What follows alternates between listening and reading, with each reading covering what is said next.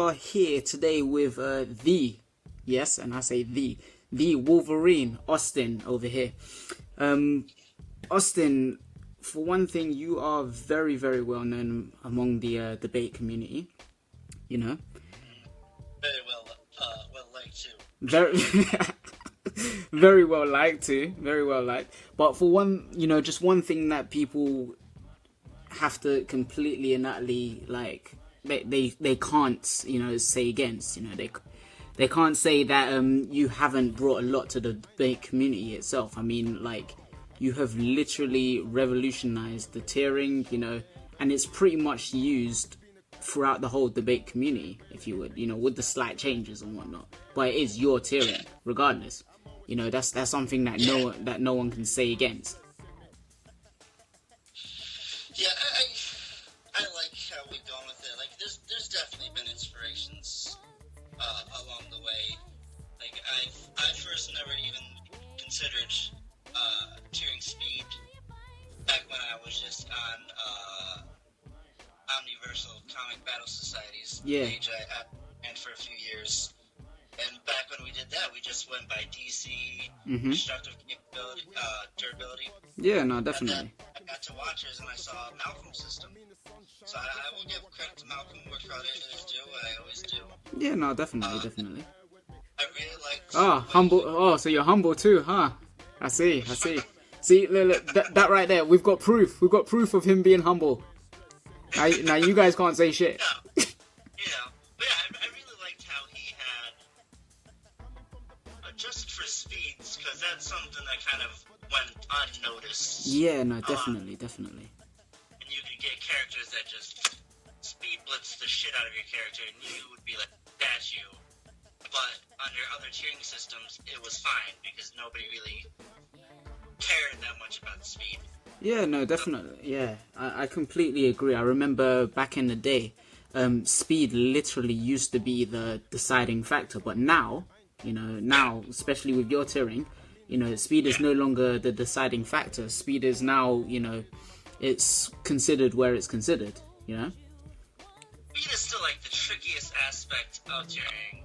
Well, that along with abilities, DC and durability, they don't change too much. No, definitely. You always kind of have to play around with to find something that's most accommodating for most characters, and accommodating for most characters without being too much of a advantage. We shouldn't have someone who's basically moves as a turtle to someone who moves like the Flash or whatnot. Yeah. But I think we're at a good point right now with speed. Yeah, that's what I like to hear. That's all good. Oh, well, with that being said, let's get on to some questions actually. So, as you know, Caddis decided to drop a whole load of questions. Yeah, exactly. It's about 50% of the questions that we have here, to be fair. But we'll start off with the really, really simple ones. Then eventually we'll go into the more deeper questions, if you would. So yeah, let's start off. So first question would be, what do you like most about debating? Honestly, if I can be 100% honest, I've actually grown to respect threading more than I've actually enjoyed debating. Oh, I completely agree with you there. Yeah. It's such a fantastic way to not only learn about the universes that you're interested in. Yeah. Fantastic way to read titles you may not have picked up before. No, definitely. I never gonna read Ecstatics in my life because of the art and shit, but it was just a really weird, fun story that I read for Dead Girl. No, definitely. And it's just a really good way of getting the stories. But what I have to say I like about debating, mostly it's just like playing chess. Oh, yeah, I can completely agree with you there, yeah. Predict what they're going to do, think a few steps ahead. There's a nice level of challenge to it, and there's a nice way of showing off some of your favorite characters. You can give them a shining that authors may maybe not do. you can use their powers in a bit more of a creative way than, again, some authors don't really use them that well. Like Animal Man, for instance, New 52. Fantastic character, great power set. At the end of his series, he became the Planeswalker. Yeah, definitely. He could channel all these alien animals across the universe, except when they move him onto his next series, JLU, he's doing, like, the lamest shit out there. Just really lame, boring stuff. So it's, like, a great way to give your characters a bit more respect than they get in the comics themselves. And it's just a really fun and engaging way of wasting time, I guess, really. Oh, yeah. It's true. If I think about the amount of time that I actually spend respect threading in comparison to everything else, I'm actually kind of surprised. I did that calculation, just yesterday? Oh, God. 6 hours a day. Obviously, that's, factoring in going to work and whatnot. 6 hours a day, literally just threading. Yeah, people would probably be surprised that don't thread about how long it genuinely takes to just one character. No, it's true. It's true. 30, 40 appearances. That can still take like a good 6-7 hours. Oh, definitely. I right completely now, agree. I'm reworking my 7 Deadly Sins threads. Mm-hmm. There's 240 issues currently. And I'm doing like 25 characters, so that's gonna take me like a good solid week to 2 weeks. Oh God, yeah. Just threading. It's funny you say that because I'm going back through everything that I did for Doctor Doom, and Gotcha. Oh my God, almost 3,000 appearances. It's ridiculous. It is actually ridiculous, but I started to find some things that I realized I didn't really know, or I kind of looked over. Exactly. So yeah. And when I look back on my threads, I'd be like, we'll all be in a debate, and I'll realize something that I've read that I can use in the debate, and then I realize, I didn't fucking save this. No, exactly. I completely agree with you. Go find that feat that I know exists. No, definitely. No, honestly, I would recommend it to those who have the time. It's a really great way to, like me and you talk about all the time. No, of course. Start threading one character, and then we learn like 13 more characters that we're interested in. Yeah, see, that's the one tedious thing about threading. You start looking through one character, but then 5 others just come to interest, and you're just like, shit, now I have to add them to my list. Characters, but it's definitely insanely time consuming. Definitely, I completely and utterly agree. But with that being said, let's move on to the next question. So, for you, what was your most memorable match? Most memorable match? Yep.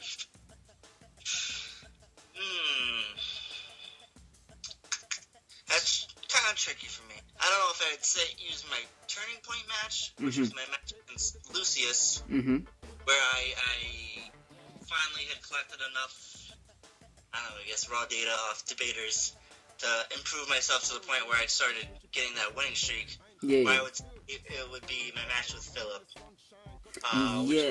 The one with where he used Dazzler, I believe.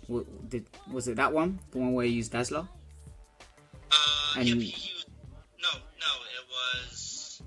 I had Songbird and Toxie Doxie. And he had Dagger and... Oh yeah, Dagger. It was Dagger, yeah. And that's the thing that people don't realize. As someone who is a judge and a debater, I can look at my debate objectively and be like, no, I know I have this, or I'm probably gonna lose. That was the only debate that I've had where I looked at it and I was like, fuck, I genuinely don't know. Match. Yeah, I completely agree. Like profusely, I'm like, shit, I don't know if I'm gonna win this. Yeah, no, I completely agree. I had a match with Philip not too long ago in a Challenge Accepted, And for me, it was really crazy because the counters were just going back and forth, and it was just like you don't really know who's gonna win at the end of this because you know his counters are so convincing that I'm almost feeling like, oh shit, did I fuck up? You know? Yeah, it's one of those ones. Yeah, Philip is definitely is definitely a good shout. Shout out to Philip, by the way. Okay. Moving on, what do you dislike about debating? Debating or like the community itself? Do you know what? We're gonna actually come on to that question, okay, further down. But we'll start off with just debating itself. Debating. The things I'd say I have issue with when it comes to debating is sometimes the debaters can be absolutely fucking irritating. Oh, yeah, you're damn right. Shit. Yeah, I'll get back to that one. Secondly, the amount of time it consumes for me, specifically, I only have time to really do anything, like, continuous. Like, I can read and be on Facebook and look at stuff, but I can't, like, judge or thread or anything until 9 o'clock. No, yeah, I heard that. Yeah, and I'm dedicated when I get to my debate. But I'll be up until like 2, 3 in the morning doing a turn, and I'm just exhausted afterwards because I have no time to do it, but I don't want to make people wait too long. Yeah, definitely. That's fair to them that I waste their time. If I'm in a debate, I am going to put myself out there. That's exactly the reason why I only do one debate at a time, because I really don't have any time at all to be doing them. Yeah, no, it's true. Especially these days debating, it's become a lot more time consuming, you know? Oh, yeah. It's so much more time consuming. My prep work consists of, well, depending on the amount of appearances, if there's like 50 appearances or so, I will read every single appearance before I get to the debate. No, of course, definitely. I know exactly what my opponent's characters are capable of, and I'll even be able to take some screens from their appearances to use in the debate against them.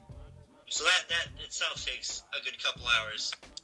I mean, since I'm only skimming and not threading, it only takes me like 2 hours or so. Yeah, but still. And then you gotta research every turn, make sure that you're checking everything they've said. If there's even the slight holes, you gotta pounce on them. No, of course.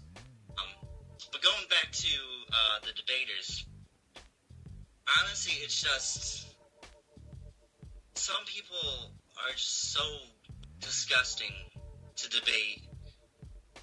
I don't know if it's between their personalities with the rudeness, the fact that there's just non-stop crying if they don't get their way in the debate. People that try to sneak out a tear in, and they, I don't know if they think you're stupid, or if they think you're feeble enough to just let it pass, but it's just kind of like, come on. One more type of debater. Oh, and then there's the debaters that waste. There's debaters that waste your time. Oh, like, yeah. You're dumb. They'll start the match with you. You get like halfway through, you're really into it, and it's like, oh, sorry, man, can't do it anymore. Oh my god. They start taking days, and you're like, I don't want to win by DQ. I will let you get these extra days in, but come on. Exactly. It's like, you know, like, I got shit to do. You know, I could have been debating someone else who actually wouldn't have wasted my time right now. So it's like, you know. I only have such limited time. I'm staying up till 3 o'clock in the morning. And trying to finish my turn and say, yeah, exactly, yeah. I could be doing so many better things. I could be threading. I could be reading, and just in general. I could be gaming. I could be reading my manga, watching many of my 1,000 shows I need to catch up on. Oh, yeah. My time is limited, and I have dozens of hobbies. If I'm dedicating it to this one, I expect you to at least dedicate your time to it as well. Exactly. It's a respect thing, really. It's a respect thing. And then there's just the debaters that are terrible. I will debate a bad debater here and there because it's a fantastic for them to improve. That's how I got where I'm at. Debating those are way better than me, and seeing how they did it and kind of incorporating what they do into my style. But the people that don't care, they don't seem like they're trying to improving or anything. They're just gonna throw up like a respect thread or some garbage like that. Or people that don't know their characters at all. Yeah, see, that's one thing that I guess people need to understand, the difference between debating and creating a respect thread. Because they seem to be intertwining the two. Oh yeah, and it's the feats are important, but they're not as important as what you're going to do with the feat. Yeah, definitely. But yeah, that's really only things I dislike about debating. Well, that's what's up, man. I mean, I completely agree with what you're saying there. Well, yeah, on to the next question then. So, have you got any tips for new debaters at all? Yeah, like, Yeah, okay. Shoot. And they tirade into each other. Number one, stop going into 20 fucking debates at a time. Good lord, I've seen so many of you people take, like, days to get to your turns because you're in 20 debates at a time. You get nothing from any of them because you get to a point where you're just like, I don't really care about this debate anymore. I'm just going to half-ass my way through the rest of it. Nemo, I hope you're listening. Nahayan. Yeah, I'm looking at you. You're killing me. I pronounced his name wrong too. I just realized that. But he's gonna fucking live with it. Yeah, fucking live with it. It's alright. And that ties into my other thing. Quality of a debate versus quantity. Definitely. Not gonna improve by debating 20 debaters that are worse than you or around your skill. Challenging those at your skill level is great. But do like maybe one a week where you're challenging someone way out of your league. You think that they're like top tier debater and you're like low tier. Do it anyways. Like I said, the way I got good, it was I debated Malcolm. I debated Lucius. I debated Marcus in a 1v1. Marcus Dennis. He's kind of cocked, but he's a knowledgeable dude. Yeah. And they all had great components to their debating style, which I slowly looked at. And integrated into your own. Yeah. I looked at what would work for me, what wouldn't work, and I incorporated it. And then I just enhanced on it through my debates with the people who maybe weren't on their skill. I used them as practice. Okay. Always really just don't be afraid to fight someone outside of your level, because it's always going to be beneficial. Yeah, no, definitely. Actually, on that note, do you all have a protege or a Padawan, or just someone that you've kind of taken under your wing? Yeah. In my school, I kind of set up all the professors and myself with students to train. Okay, that's good. That's definitely good. Mine is a student named Tristan Black. Tristan, okay. Brand new to debating. You probably haven't even heard of him yet. Oh, actually, I have, because I've got a question specifically from him. That will be we'll be going on to later, definitely. Yeah, I saw that one. But yeah, he's got really good raw talent. Okay. He just needs to get the stuff down, the practice in, the fundamentals down, and he'll be a beast. Him and Raven Myron from my school are probably my top two freshmen. Okay. I mean, phenomenal debaters. They have the raw potential to just really get out there. Okay, brilliant. Okay, that's what's up. That's what I like to hear. Okay. Okay, so moving on. Here's another question from Cadis. How did you get good at debating? I'm pretty sure you more or less answered this. How did you get good at debating? And do you ever cheat? No, yeah, he does all the time. All the time. I mean, you've heard the rumors. I'm a cheat shit,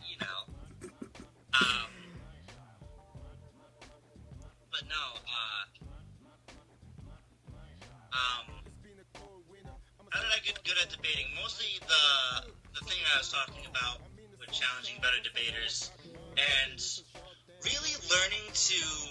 Well, I mean, I was respect threading mildly before I got to Watchers. Okay. But it was nothing serious. Really hunkering down on respect threading and learning my characters. Like, I have a philosophy currently that I will not use characters that I have not threaded, or I do not know intimately enough that I... excuse me. That I could challenge any lowballs. And I mean, this also ties back into another tip, and that, use characters you know. No, definitely. See characters on Reddit that seem great, or they get recommendations from their friend. Honestly, just stick to what you know. Because if someone tries to lowball you with some out of context skin, you're not going to know that it's out of context because you have not read it. When I do respect threads, I usually put one before and one after so that the newer debaters in my school don't have to worry too much about that, although I always encourage them to do their own reading. But honestly, it's the learning to only use characters I know well, and the challenging those who are better than me, because it makes me better in the long run. And do I cheat? Obviously not. I don't think I'd ever need a reason to cheat. And like I said, I spend too much time on this to win falsely. I don't even want to win from a DQ or a timeout. It's just there's no honor in it, and there's nothing respectable about winning that way to me. I can't go and brag about a win. I mean, not that I really brag about my wins, but I can't really go and brag about a win I got from a disqualification or a win through cheating. And I honestly don't know what goes through the head of debaters that do want to cheat their way through a debate. You're not going to get better. You're not going to learn anything from it. It's just a waste of time. No, of course. And they pretty much just kind of take the fun out of debating anyway. Oh, yeah. It's nonsensical. Yeah, no, definitely.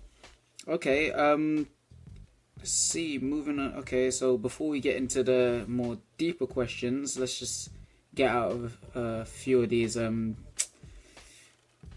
interesting or not so interesting ones. Okay, who do you think would win in a 5-series match between Andrew, Holgate, and Rel? I saw this one. Yeah. I'm not sure, to be honest. Yeah, I mean, I guess it really would depend on the steps and the tiers. No, of course, definitely. If I had to put money on a horse, I would say Rel. Okay. Okay. The hacks is the max. He knows.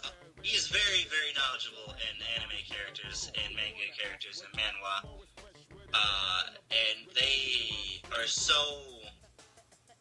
I mean, Andrew reads manga too. Oh yeah, I mean, the thing is with Andrew, he comes out with some very, very obscure characters. Oh yeah. You know, he comes out really, really obscure characters that you just, you know, it's just hard to really deal with. In all honesty, yeah. They're obscure. For one. So, and even when you want to look up on something about them, there's like no page exists. Exactly. That's why for me, Andrew always has that little X factor, you know, going on. Yeah, they're obscure and their powers are normally so very weird that it's like hard to address. It's like not normal counters. Like the character has telepathy, it's easy. But this character has like it rubs a potato and it magically alters your mind or some shit. And you're just like I counter magic potato shit. It's just crazy weirdness and it's always challenging. Definitely. But I would say Rel would win, but Andrew would make him work for it. Okay. Yeah, no, I get you there. Okay, who do you see as a threat? As a threat? I honestly, I'm not one of those people that think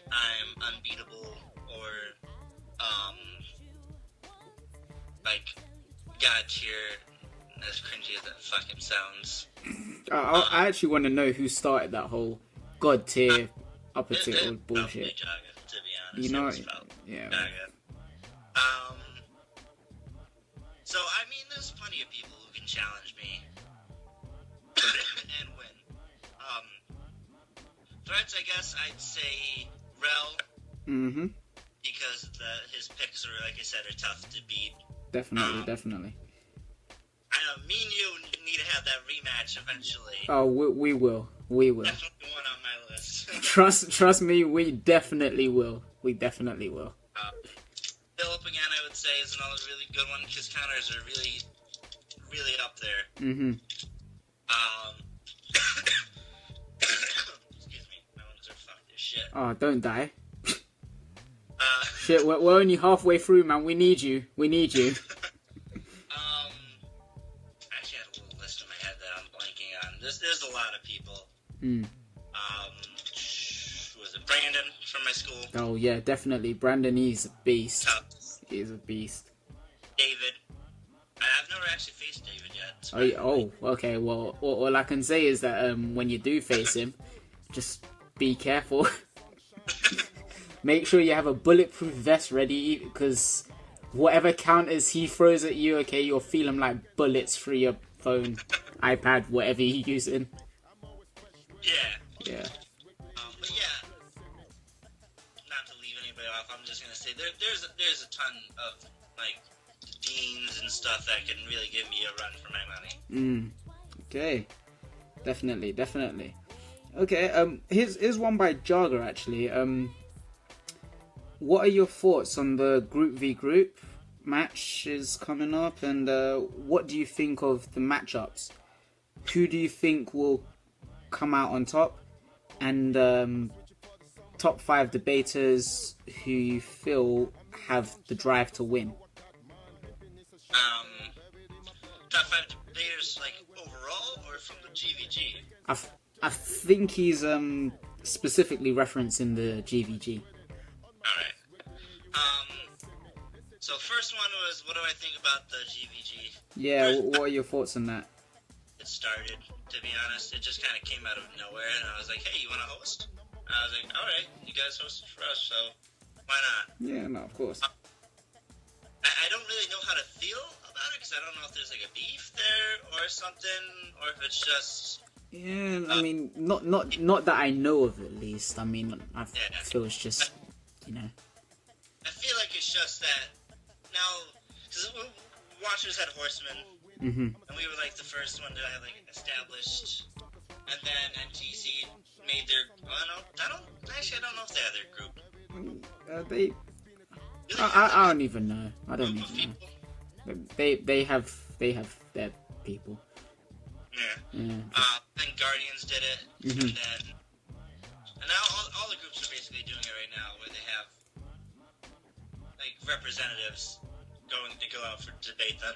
So I guess it's mostly just like the newer groups with, well, not newer, but the groups that are newer to the GVG team thing, just going out and spreading their wings.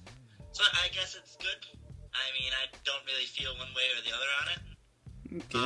Who will win? I'm sorry, it's probably going to be March for Hire, let's be honest. I think Nahayan will give William a good challenge, mostly because they're both obsessed with Warhammer, and I can guarantee that's like all their fucking picks will be. Oh god, that is going to be fucking... No, David fucked them with the 2 universe thing. Oh, yeah, no, that's true, yeah. In there for each of them, I'm sure. So that'll be interesting, because with me specifically, I don't like book debates because I don't like not being able to read the context or something. I can't read an entire book for a debate. That's... Yeah, no, definitely, because unlike with comics where you can easily just kind of research the issue and you know, just kind of skim through, with book debates you literally need to read through everything. Yeah, and then there's multiple books that you have to read through. And Exactly. It's just irritating. But for Nahayan knows, or Nahayan. We'll just call him Nay for now. Nays. Yeah. Whips and Wills and the Nays. Nays. lot of Warhammer. He's obsessed with it, so he's gonna know. Okay. Anything that like Will tries to be shifty on, and if anything that Nahayan tries to be shifty on, Will know. Yeah. Because they both read it. So it'll be a good debate. Slade versus you is gonna be an interesting debate, even though you're both motherfuckers for being so goddamn difficult. Oh, come on. I haven't been that difficult. You weren't that bad. It's mostly just picks that I kept getting denied. He sent me like 19 different teams. Oh yeah. No, I remember he was telling me about this. He was just like, yeah, I'm really undecided on who I want to use. I'm just like, fuck, you know. You guys are killing me in that. Outside of that, I can't even think who else was on Jaga's team. There's Jaga, Nahayan, Slade, not Kevin. Maxim, I think? Yeah, Maxim playing. And someone? Daniel Palmer. Daniel Palmer was there. Daniel. Yeah. So Daniel versus Gianni will be decent. But overall, I see the Mercs winning. In my opinion. Top 5 that have the drive to win. Again, I'm not 100% sure if you mean just in the GVG. If so, I'd say Will, Andrew, you. I'd have to give it to Nahayan over William. Not that William doesn't have the drive to win. But yeah, nay. He's a very very, very pushy guy, if you would. That's probably the best way of saying it. He's a very pushy guy. And then I guess I'll probably give it to Maxim. I like his enthusiasm for debates and his just optimism and all that. He seems very willing to go out there and do whatever he needs to win. So I'd say those 5. Okay, no, definitely. I mean, well, truthfully, with Maxim, I haven't exactly seen any of his debates, so I personally couldn't really say too much about that. I debated him once over in Battle World as one of my 3 debates over there. Okay. And then Maxim for the GVG that we were doing. And then I battled Darian eventually. And yeah, I really liked his style and his drive, so I think he'll make whoever he's facing work for it, for sure. No, definitely. Okay, so with that being said, what would you change about the community? I would change this bitchy, whiny attitude that we're all the best debaters in the world and we can't ever possibly lose, because it is getting fucking tiresome. Yeah, no, I completely and utterly agree. I'm still kind of confused on how it even came about realistically, but like, just shit happens. A win I guess. is a win. Take it as great. A loss, while not as good as a win, it's still good. You still learned where your flaws are, and exactly. You can improve from that. Exactly. Regardless, it's always experience. Gotta win. You don't have to win.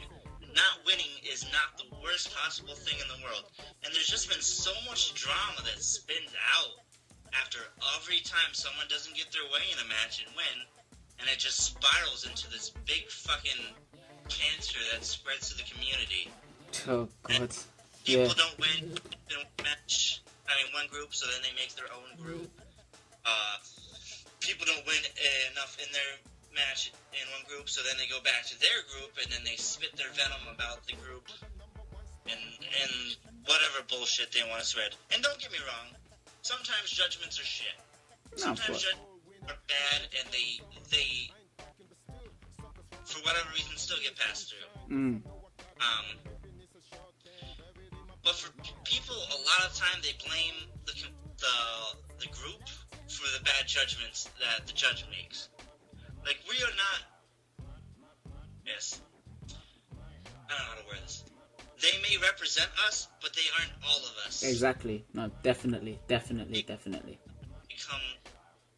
an excuse to say that this group is biased or fucked up or cancerous. Honestly, and it's just drama after drama is all I'm seeing. I mean, we have fucking Drama Alert, which is specifically made for drama, exactly. Just to start shit with other groups. And it's like at the start we were all together. We were all making each other better debaters. We were all helping pages out. And now it's just like people have become envious of the bigger groups and I don't know, groups that are doing well. Mm-hmm. And they try to like spit their venom on those groups so that they can try and draw the debaters from that group into theirs. And it's just, honestly, the community has gotten so toxic that it makes it really hard to actually want to be a part of it at this point. And it's something, debating is a hobby. It is something exactly. that we fun because we enjoy it. There should not be this much drama and unnecessary bullshit. People come here to relax and just enjoy themselves. And it's just gotten to this point where it's not possible to do anymore. Everybody's so worried about the reputation in the community and where they stand among all the other debaters, and that they have to get their wins in. Just calm down, really. Of course, I mean, like, debating started off as fun, and that's what it really should be. You know? Yeah, and it's just sad to see the current state of debating right now. It honestly is. Yeah, no, I completely agree. Okay, yeah, next question. So, what upcoming debater in your school do you see taking over? You know, being the spotlight child. Let's go with that. Well, if I prim Tristan the way I want to, I'd love to see him becoming one. Raphael, obviously, he's already kind of like a spot child. Like Yeah, child. no, yeah, definitely. Guy. Big shout out to Raph. He's an amazing person. And he's a great debater. He's honestly, without a doubt, a great debater. But for like the newest class, like I said earlier, I see Raven and Tristan really taking people by surprise. As they really weren't known at all. They were brand new when they came to my school. And they have some real talent. Okay. I hear that. Okay, so, okay, here's a very interesting question. If you wanted to debate a person, okay, a single person, whoever it is, with the single stipulation being the loser has to leave the debating world forever, who would that person be? Wasn't the question like from my school or something like that? Did it say that? Oh no, well, this is a new question. Oh, okay. Yeah. Was it who would I want to face? Yeah, like a single person that you want to face, where the single stipulation. Well, more or less that. Yeah. I'd really never. Wouldn't accept that kind of debate, to be honest. Like I'll leave the community when I feel like it. There's no thing that would ever force me, but I would never want to force someone else out of the community. As bad as it can be, and as just honestly as toxic it can be, like I said, it's a fun hobby, and I'm not going to take that away from anyone ever. I completely and utterly agree. For me, I would definitely use that stip for Goken, just to get rid of him. Okay, wait, I take that back. If it's one of them where I can legitimately get them to fucking stop, it would probably between Orain, fucking Goken, and well, I'm still not sure if we know if Goken is Marcus Marks or fucking not at this point. Yeah, it's like who knows who he is these days. It's just like. Because honestly, fuck them. They're just some of the shittiest people I've ever met. Like I have my problems with people, but I legitimately do not like these people. It's so sad. Oh, I completely agree. He's like all the worst you can possibly be in one. He's a racist, he's a bigot, he's a sexist,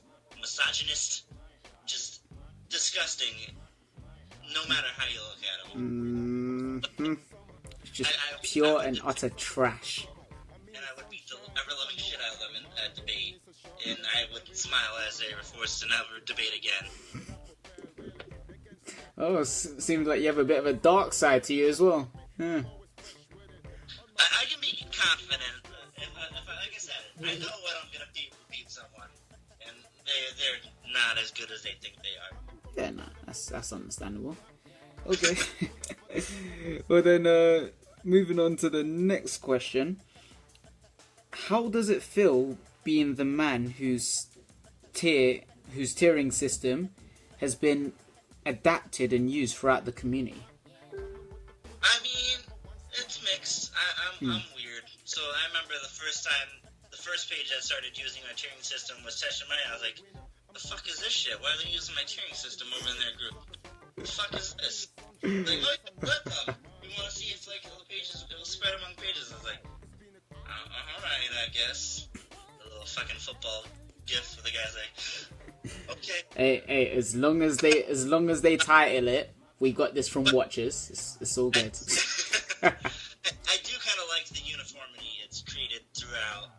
And I like that people, for the most part, genuinely like my ideas about tiering. Like, I always try to change it up a little bit here and there. Every month I'll re-examine it and see how I can make it both more fair and more inclusive to get as many characters that weren't usable before in tiering systems in there. Like with the street tiering, I adjusted it because there was no street tier debates going on. Yeah, I know no, definitely. People are very uncomfortable with the new limits of 60 miles per hour, 2-ton limit. But let's be honest. Before that, it was just people like Richard Dragon, Lady Shiva. Yep, literally. Dr. Midnight and shit, and nobody wanted to debate in those tiers. Of course. I don't know why they didn't want to debate, but they didn't. So there was no point of really having that tier. And then the characters like Cap and Batman were at the bottom of Enhanced. They would really get fucked over by people that can, like, legitimately just like one shot him because they're just out of their element. No, of course. Too low for the tier. So I honestly thought it made sense to just move them down into Street, make Street a little bit more inclusive. I may go back on it if reception of it is still poor, but I'm hoping people will give it a chance. But yeah, I basically just listen to the needs of the community. I don't look just in Watchers when I make my adjustments. I look in other groups. Yeah. So okay, so we see exactly how you evolve it. Yeah, that's great. That's great. I see how people feel about it, and even if it's not getting used, I'm constantly thinking about maybe how I can change it up. Like, I'm going to be making some changes to the organic matter manipulation based on seeing Giorno. Okay. I realized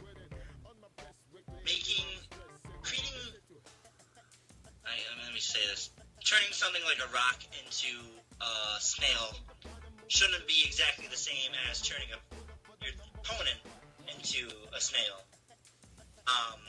Being able to affect just inorganic matter and make it organic is honestly awesome.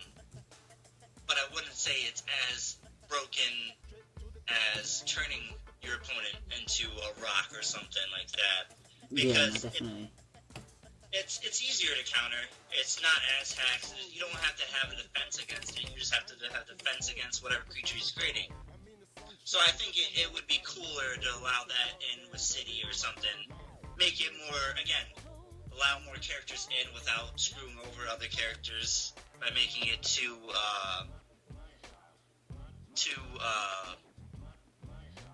hostile, I guess. I don't know what the word I could be using is. But yeah, in another month I'm going to relook at Possession. It's still really not that good. Possession is one of the most... controversial. Yeah. It's one of the most controversial ones to deal with. Yeah, I remember when I first came out with letting it back in... I mean, I wasn't the first. I know LDB had it. It allowed it anyways. But when I started letting it back in lower tiers, I was getting all these messages that I wasn't doing it low enough, that my tiering is shit. Haters. Yeah, it's not cool to be restricting it, and they're like, well, it's not used that much. There's plenty of characters that can. No, there isn't. There's not. There's not really, no. Like off the top of my head, I could only think of like 3, literally 3. There's some characters that can break will-based control, and that's why we have will-based control lowered. Of course. But yeah, I'll have to look at it, see if it seems reasonable to lower it. Probably not. It hasn't really been an issue using it or going against it yet, so I don't really know how to proceed with that just yet. I think it's in a fine house. But yeah, like we just released that new thing with pets and all that. Yeah. That right there, that was a great idea. I have to applaud you with that. I have to applaud you. Definitely. I feel like there was no real reason to restrict small pets in Street and Enhanced. Especially when in Street you got people with like grenades and shit. Yeah, and a single definitely. grenade would take out most of these people's small pets, like Falcon's Red Wing or Hey, Red Wing, yes! Owlie, I don't know what the fuck his name, Owl's name is. I've never actually heard it. Or like I know this character that like has snakes that a big snake that hangs around its neck or something. And, like these are things that I don't see a problem with being allowed in the debate, but since they were sentient and not actually gear, it didn't make sense to allow them. So I figured it might as well. And then the battle mounts, it just seems like something fun that can really take off. We'll see how it goes. Yeah, no, definitely. I mean, in terms of the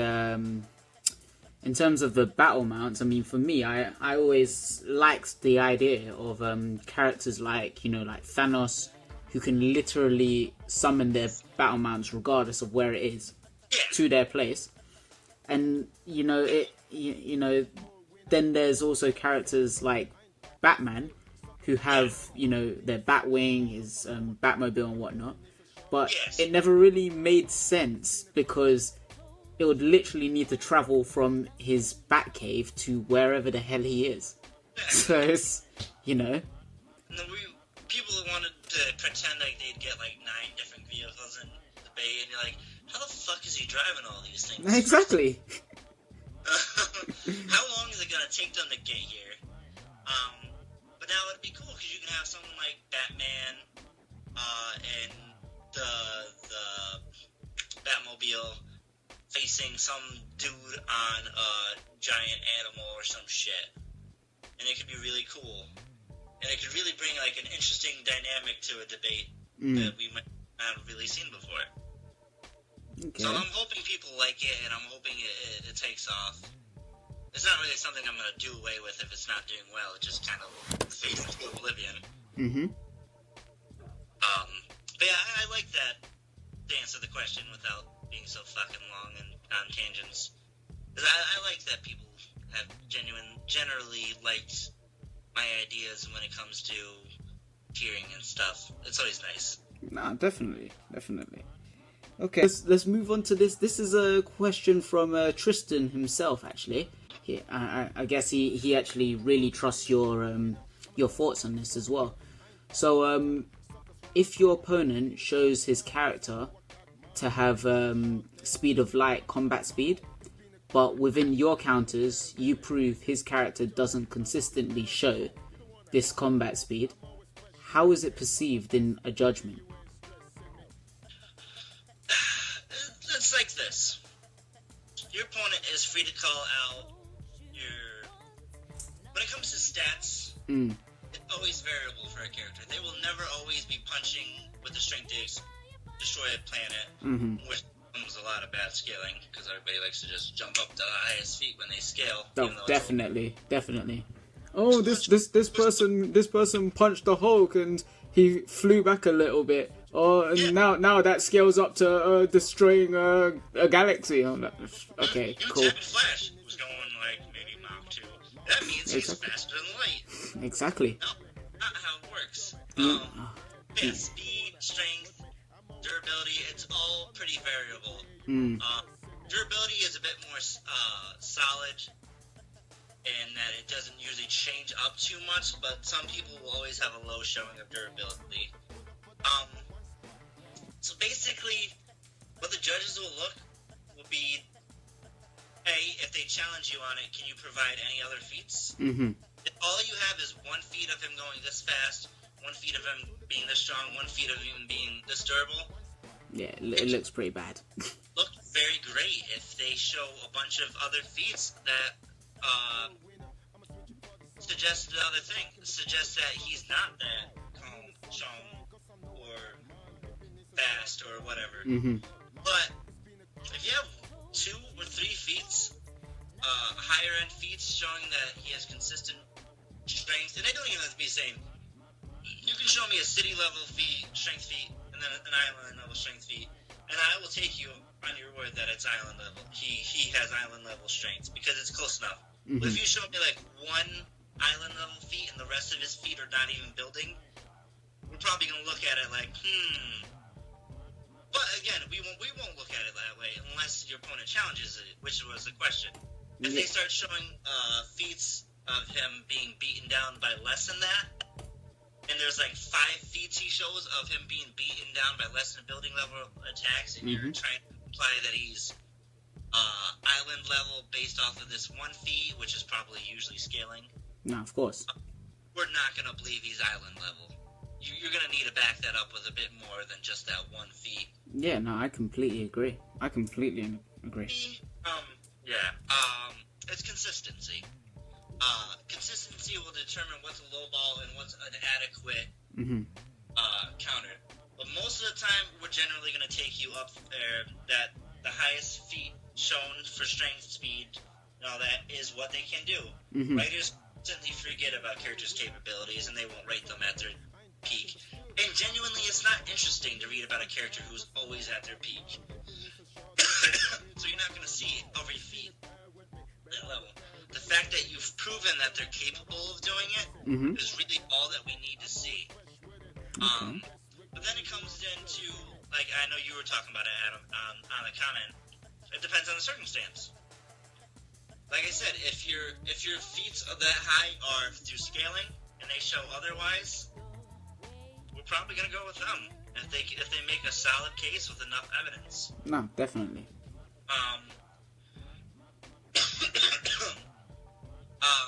Or if it's shown that he was only that strong because of blah blah blah, and that's not his normal, then we're not gonna go with it. No, of course, definitely.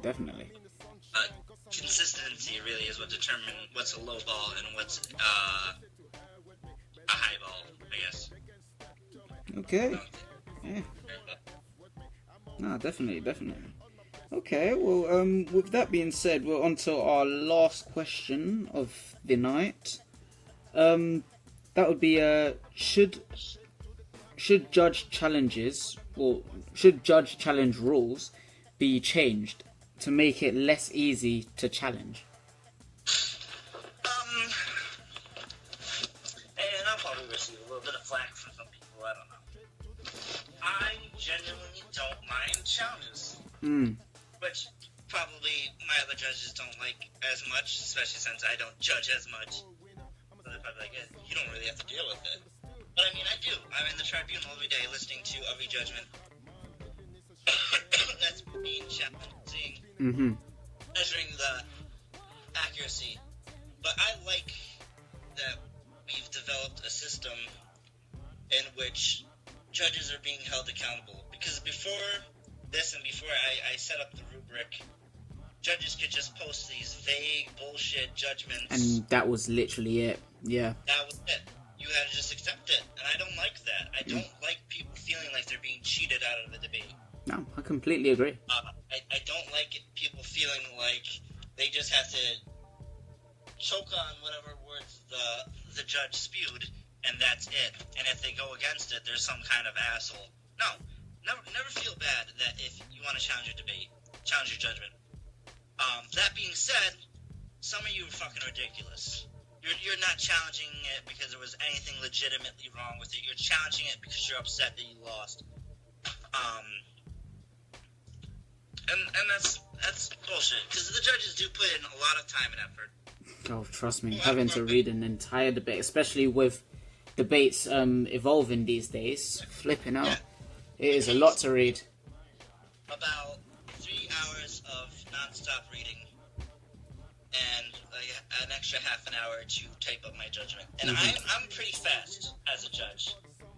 I mean, the reason I don't judge more is, again, as I've told with the time I have really little time to thread, read, judge, debate, and game, and do all my other hobbies. But I'm fast. Some judges, it takes hours, like 6 or so, and then they have to write down meticulous notes. I have the benefit of the eidetic memory that I don't really need to do such.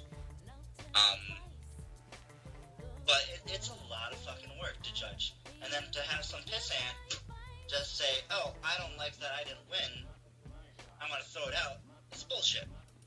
No, definitely. If you have legitimate, and that's why I said I won't take your judgment to tribunal unless you can show me one piece of evidence of it being suspect, or there's something legitimately wrong, like they ignored something that you put in there, that you said something and they didn't account for it.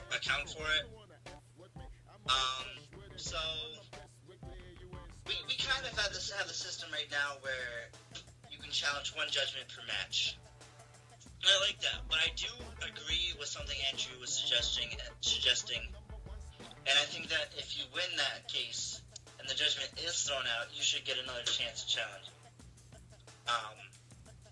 Because you shouldn't be punished for calling out a bad judgment. If you're right, then yeah, throw that shit out. But if you're just wasting our time, then no, that's the only time you're going to waste our time. So I think we might move on to the system where it's, if you prove your case, and I'm actually, before I end this, I'm going to talk about how you present your case, because that's kind of become an issue.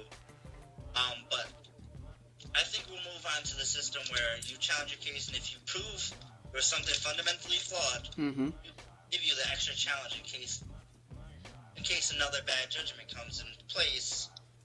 You shouldn't be fucking stuck with that. Yeah, no, I agree. Definitely. And that all the judges are amazing. A lot of the judges are split among, and it's unfortunate. It takes like 2 weeks to get judgments done, because our judges are in all these other groups that they've drafted from, and they're debating in all these groups because the heads of those groups want them to debate there. And I can't really be a dick and be like, hey, don't debate there. Fuck you down. I can't control people. That's nonsense. But it does negatively affect the amount of times it takes to get matches judged. So sometimes judges that aren't as great or are more active are going to be on your match. And we apologize, but unless there's something fundamentally wrong with their judgment, like you not liking how they worded it or something isn't really enough to get it thrown out. No, definitely. So, now I'll touch on how to present your case. And this goes for judges and debaters. Because we've had bullshit on both sides of the debaters getting upset. Damn. Sorry, I'm in school chat. Inappropriate things. Wow, okay. Fucking Raven.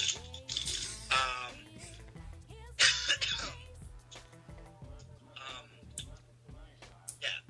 So, when you come into the tribunal, you need to bring us screenshots of everything they missed from your debate, everything they say you didn't do that you did do, or everything they say they were punishing you for, but your opponent didn't do. Basically, every ounce of evidence you can have on what's wrong with their judgment to thoroughly prove it's wrong.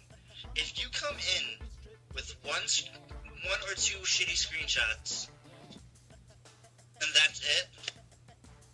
And then the judge comes in defending themselves, and they bring in a whole plethora of evidence. Even if it's still a little bit suspect, they've probably